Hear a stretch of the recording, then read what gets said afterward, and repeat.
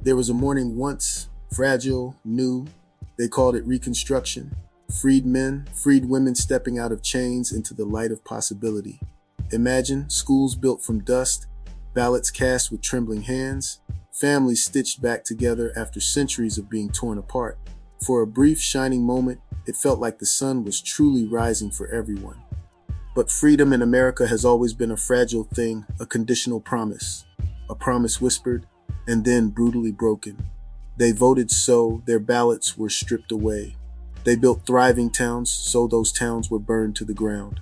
Reconstruction collapsed under the immense weight of hatred, of political compromise, of a nation's deafening silence. What was born in hope was buried in violence.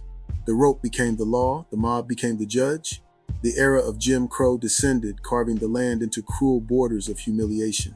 Blackness was officially marked as second class, a state of being always watched, always punished. Entire communities, vibrant and full of life, were burned into memory, their names reduced to mere ashes in history books. Freedom was promised, but what was delivered was terror. And today, the system simply wears a different mask. There's no need for ropes when you have cages. There's no need for mobs when the state itself does the work.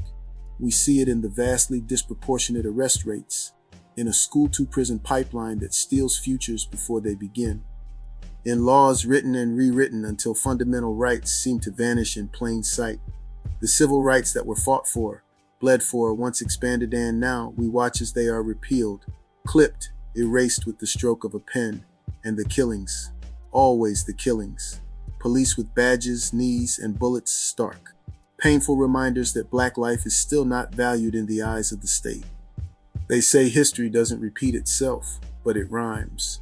And that rhyme is sharp, bitter, and painfully familiar. The sharecroppers bent over fields then. The gig workers hustling in the rain now. The courthouse steps where justice was denied then. The courthouse steps where it's denied now. Lynch mobs with fire and torches. Patrol cars with sirens and flashing lights. The verses of America are written in our wounds. And every time we rise, the chorus swells. Stay in your place. Stay in your place. And yet, we march, we dream, we create. From chains to ballots, from the ashes of burned towns to the thunder of protest chants, the spirit of resilience refuses to die. Reconstruction was our first sunrise, a glimpse of what could be.